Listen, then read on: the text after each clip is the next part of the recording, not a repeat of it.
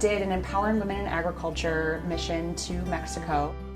This trip was a follow-up to a trade mission that Governor Dayton and Commissioner Dave Frederickson took last August, where they traveled to Mexico to talk trade.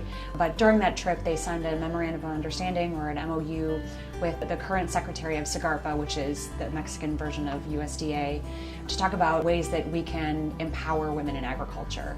And we had a great delegation of women from Midwest Dairy, Deb Vanderkoy and Cindy Sorensen. We also had Lauren Beekler from Minnesota Corn Growers. She also grows soybeans. And they all came to talk about specifically soy, organics, and dairy. We started in Mexico City and met with Melly Romero, which was a really cool experience. She's the first woman undersecretary for SEGARPA, and she was absolutely fabulous.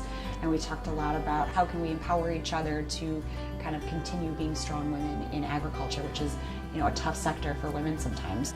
We then went to Puebla. I did an event at their university there and had some breakout sessions where we talked about ways that we can partner or be of help to the Mexican farmers. Then we went to Guadalajara in the state of Jalisco. They're actually a very big dairy state, and Cindy and Deb did a fantastic job with those women, and I think they really made a strong connection. Then we headed to the state of Chiapas, which is in the southern region of Mexico, and we did another kind of repeat at their university.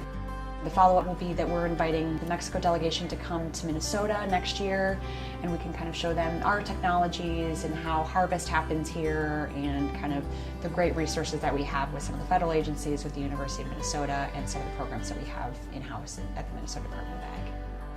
I was so touched by how much effort they put into making this a successful trip for us, and for us to be able to see their beautiful country and their landscape and meet the phenomenal farmers that they have, and I just hope that we can show them a good time when they're here in Minnesota.